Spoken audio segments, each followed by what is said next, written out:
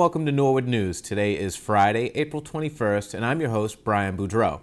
It's great to have you with us as we end another week here in Norwood. This week on Norwood News, we learn all about modern eye care. The fishing derby is coming back to Norwood, but first, Neponset River Regional Chamber is holding their annual restaurant week starting on April 30th. With many restaurants participating, NCM got a preview from the chef de cuisine at Norwood's own One Bistro.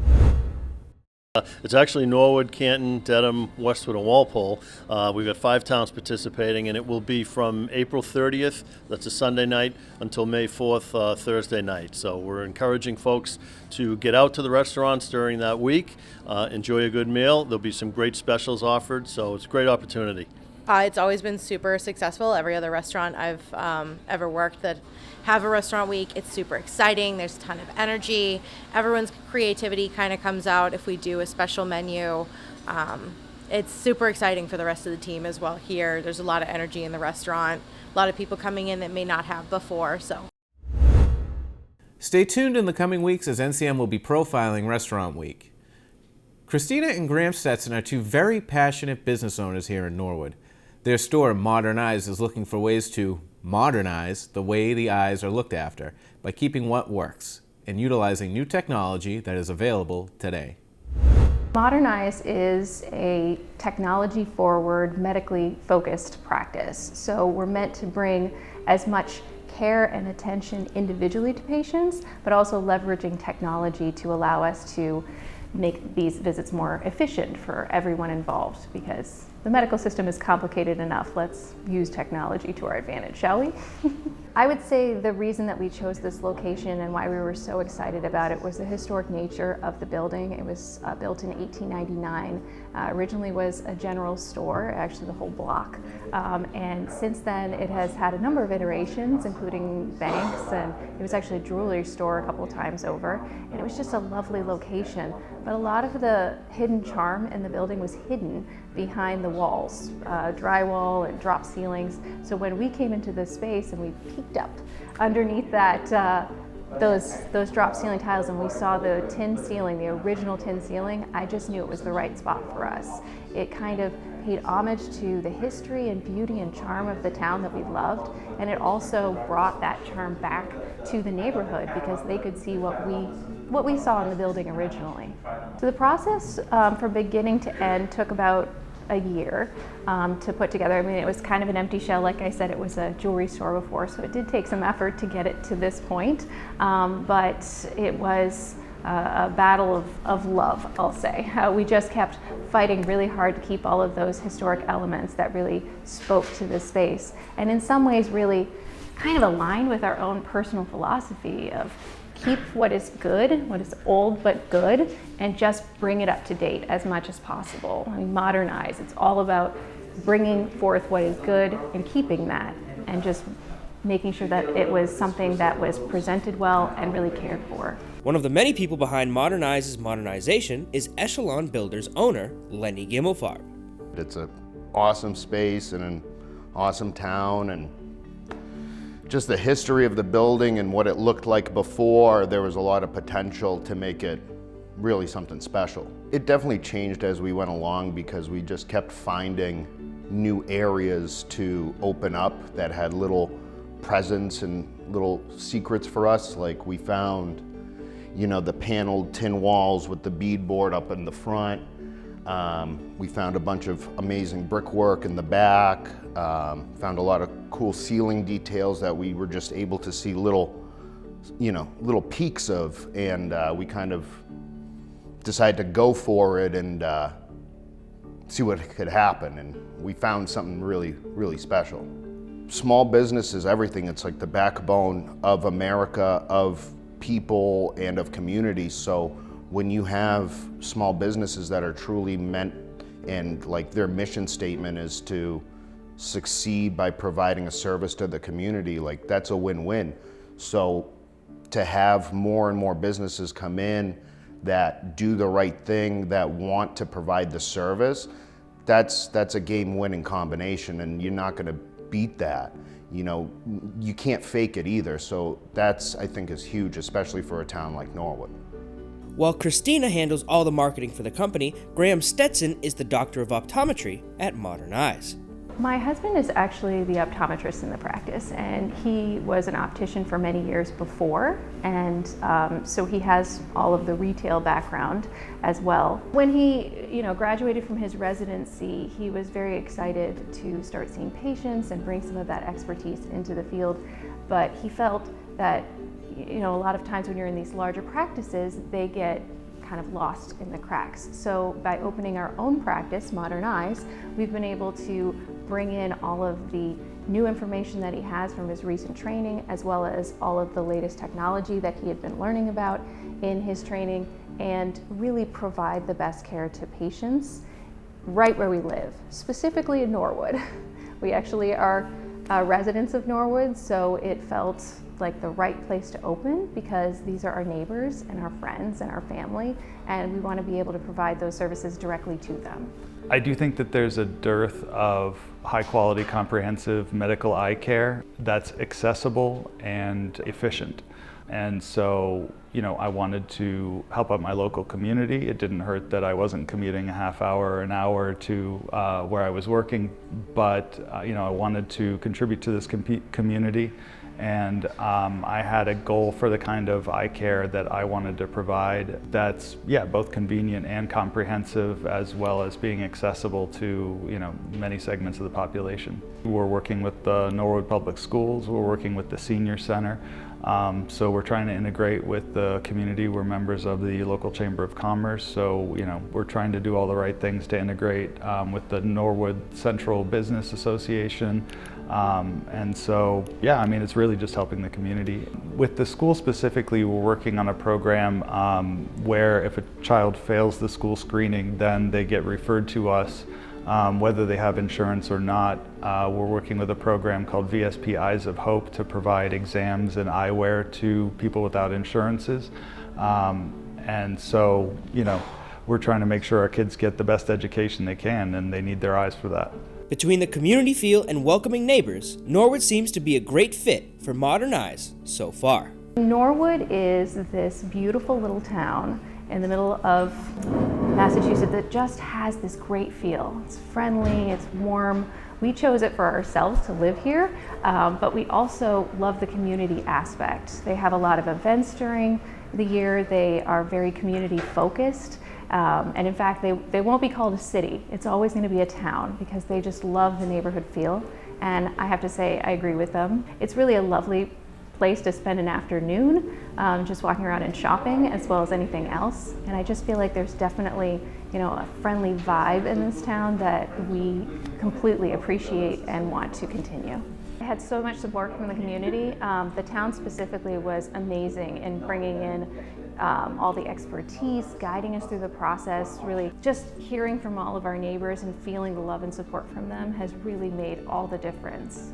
The town itself has been extremely supportive throughout the whole construction process, and the local businesses and the local residents have been extremely encouraging and have been, a great source of confidence that, we were actually going to get this thing done.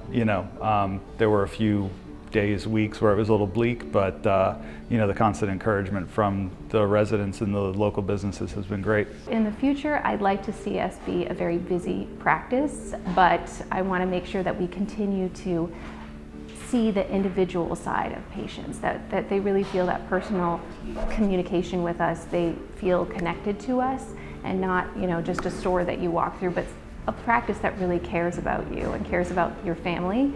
So we want to see that happen. At the moment, we have one doctor who will be seeing patients, but we have actually planned expansion to allow us to bring, more care to the area. I know that there's a limited access because of a number of providers that have left the area, so we want to make sure that we are ready to, step into that gap and provide care for all who need it. There are a number of ways that they can get an appointment with us. One is just a call. You can also walk through the door. We're actually seeing walk-ins at the moment because we want people to feel welcomed.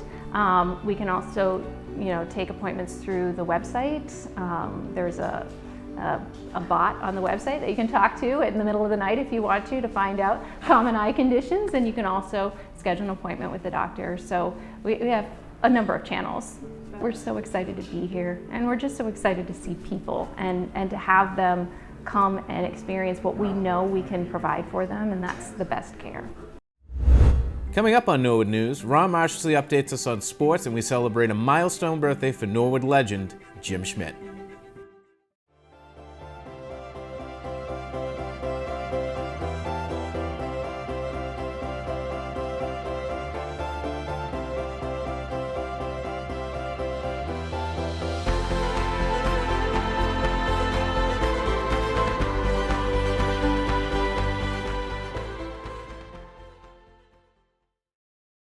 The South Norwood Fishing Derby and Rubber Ducky Race is excited to announce on Saturday, April 29th, the event will return for its 34th annual event.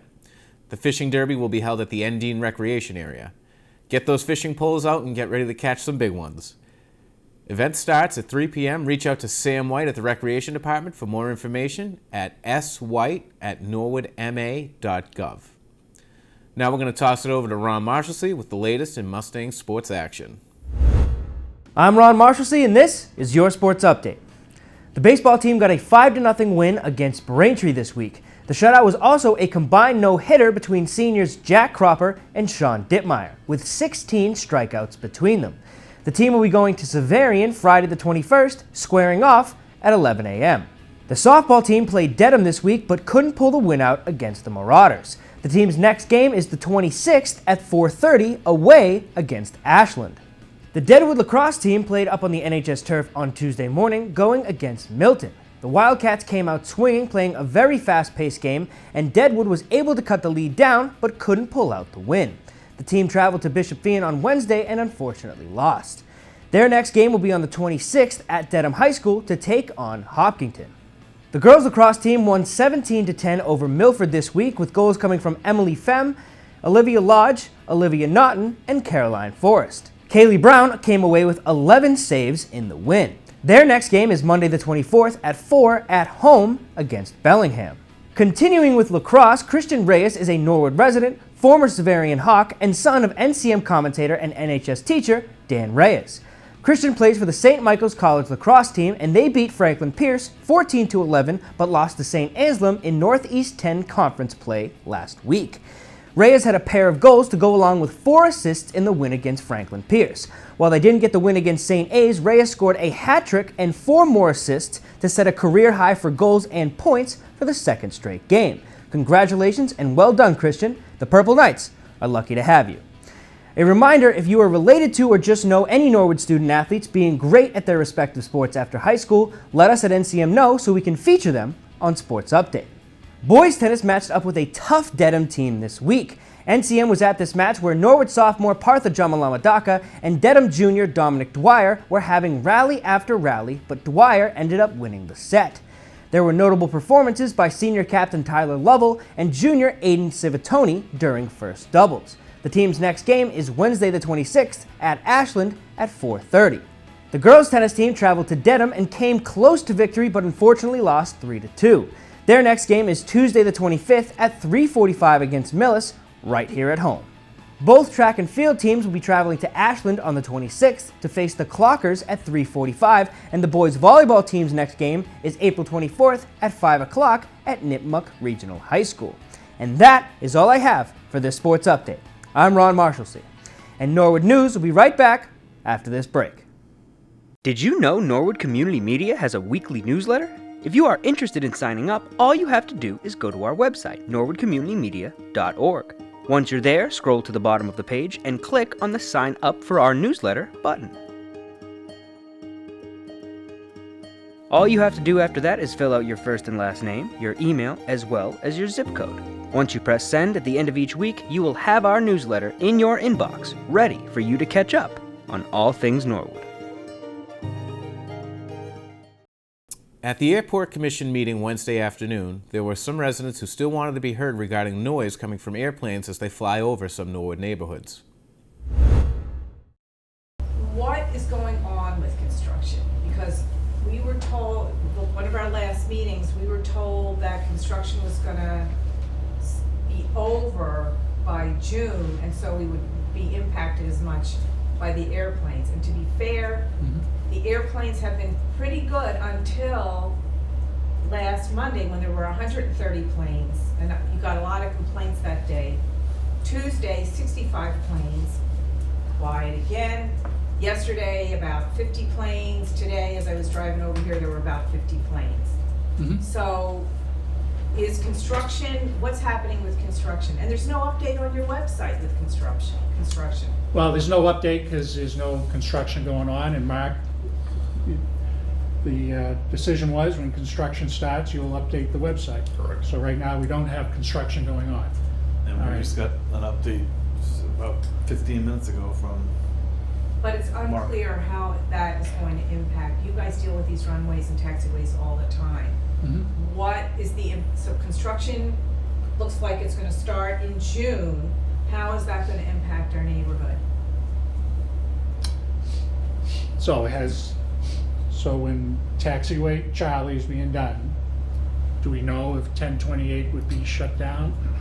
1028 should still be operational, but it's going to require back taxiing operations for most of the occasions, right? We'll be up against the runway when we do paving, but most of that work is constructing the base and sub-base materials and removing the old taxiway, Charlie, the portion that tapers away from runway 1028.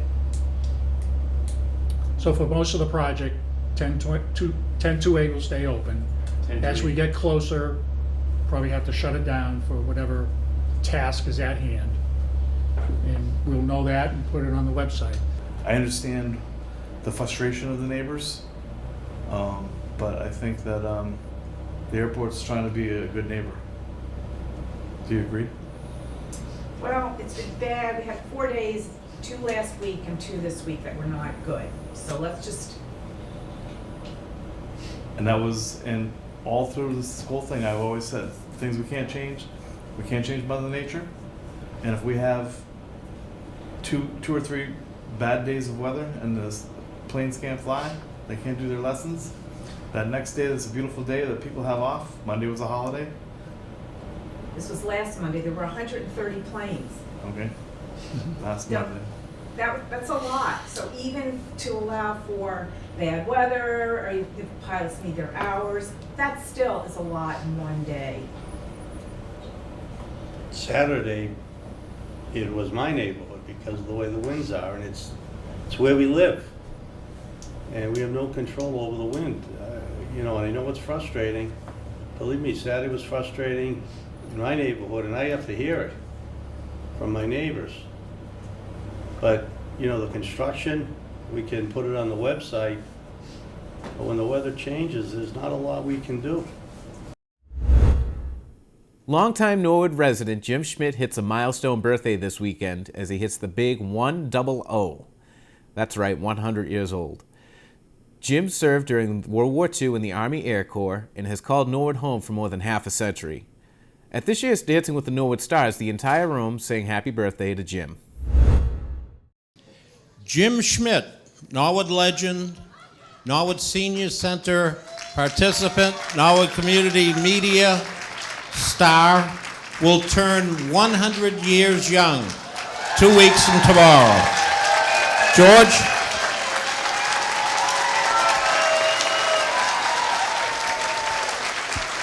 So, no, don't sit down. So the word is out that you're dancing next year.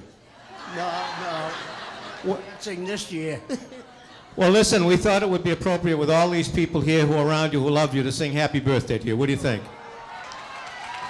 Let's go. Happy birthday to you. Happy birthday to you. Happy birthday, dear Jim. Happy birthday to you.